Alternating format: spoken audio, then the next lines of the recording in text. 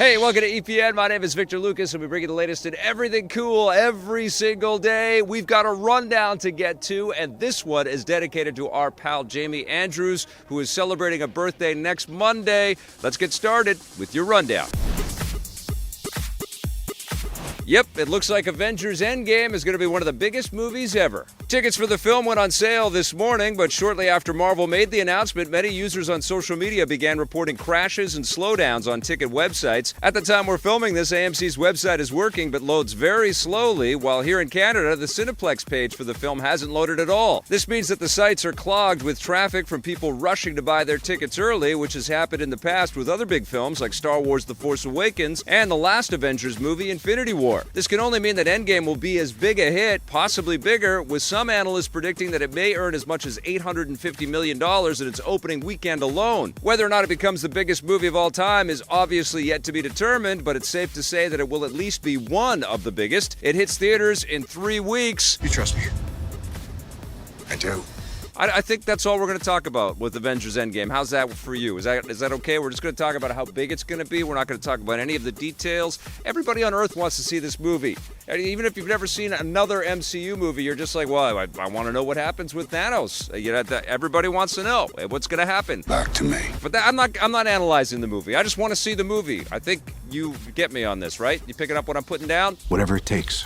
Over to another Marvel movie universe, it looks like the current XMen series only has one big movie left. Now that Disney has bought Fox and plans to absorb their Marvel characters into the shared MCU, more evidence has come in that the new movie Dark Phoenix will serve as the end of the current X-Men film series. Speaking with comicbook.com, the film's director Simon Kinberg says that given the importance of the Dark Phoenix storyline in the comics, he always saw the film as the culmination of the entire X-Men series.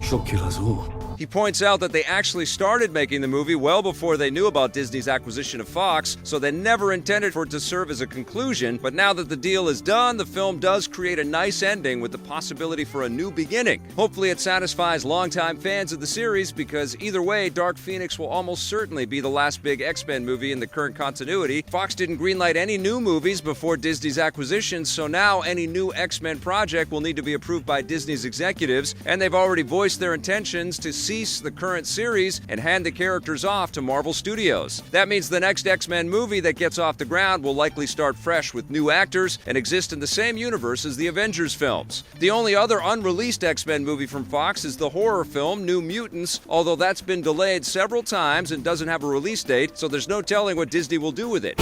Dark Phoenix lands this June, and I've seen a couple of the trailers for Dark Phoenix. It looks pretty fun. I'm looking forward to checking this out.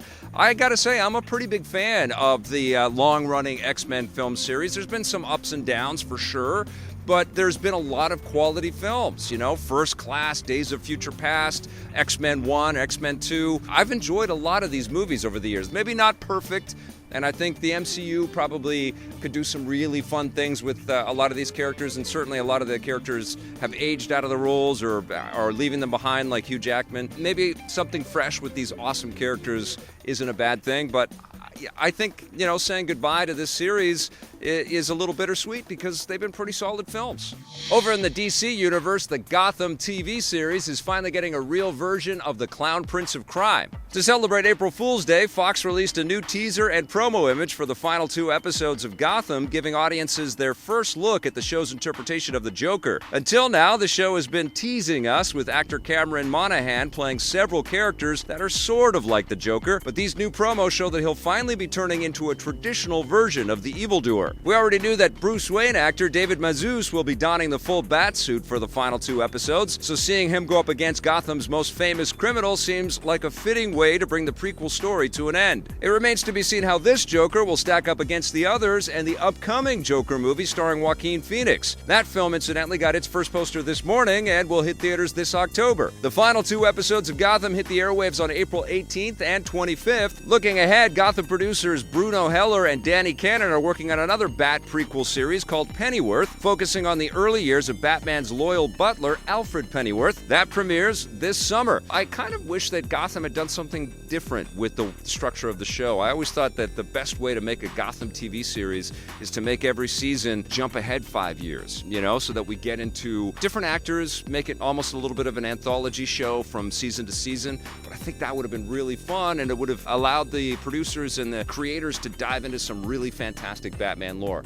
Maybe we get a show like that in the future. Until then, Gotham has actually served a pretty cool purpose, and it's been kind of fun along the way. I'm looking forward to wrapping it up big time.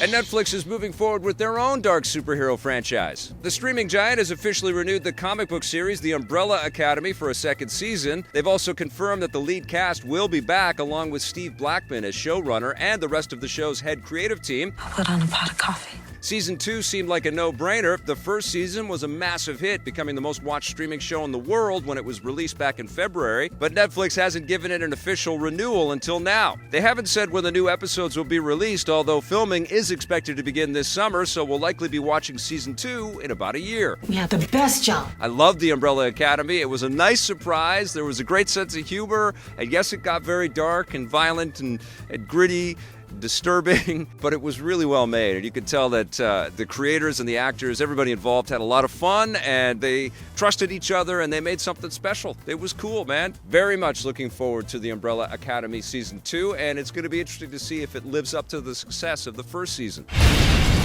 Ubisoft has taken a surprising approach to game preservation. With the release of the new remastered version of Assassin's Creed 3 on the PC, PS4, and Xbox One, it appears that Ubisoft has begun removing the original 2013 version of the game from sale. The original version isn't listed at all on Ubisoft's store, while the Steam page says that the game is no longer available at the request of the publisher. At the time we're filming this, the original version is still available on the PlayStation and Xbox stores, although there's no telling how long that will last. This clearly means that Ubisoft wants newcomers to buy the remastered version instead, which will probably cause less confusion, although it does raise questions about game preservation. The new version doesn't just look better, but also has minor gameplay changes, so retro fans wanting to get their hands on the original might be out of luck. I don't think that we should be doing this, Ubisoft. I think people should still have access to the classic game as it was crafted, warts and all. People need to be able to dive back into the history of this medium and learn from it, and if we start to kind of, special edition these games, just like George Lucas did with the Star Wars movies,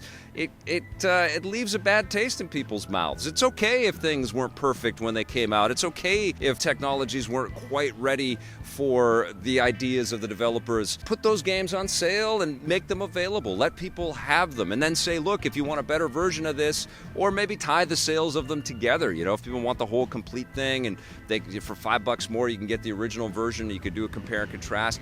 I think that's the way to do it. It's very important for people to continue to see what it was like and to see what developers had to work with in their respective eras.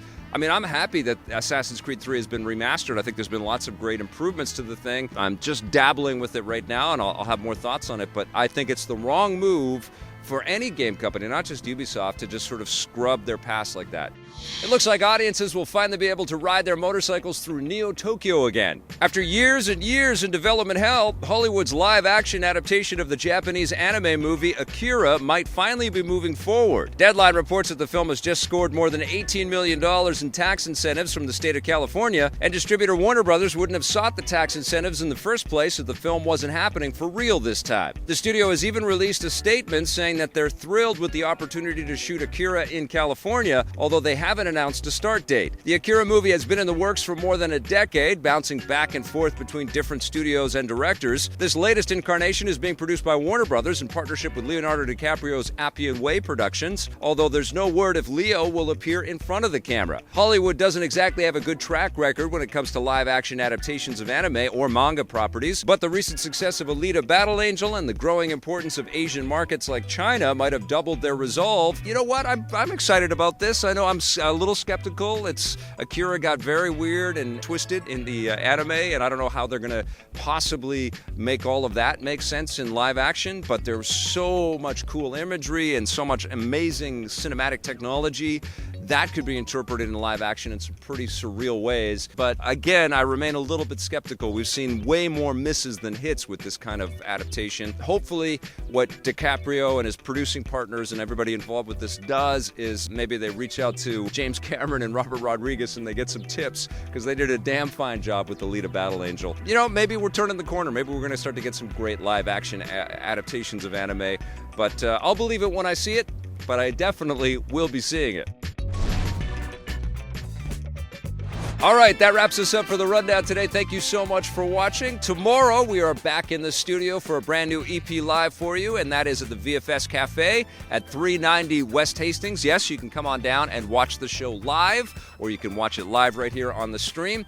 Thank you so much for watching. Remember, we've got lots of content for you to check out, so please do. And if you dig it, hit that subscribe button, that like button. You can also check out some of the merch that we've got for you.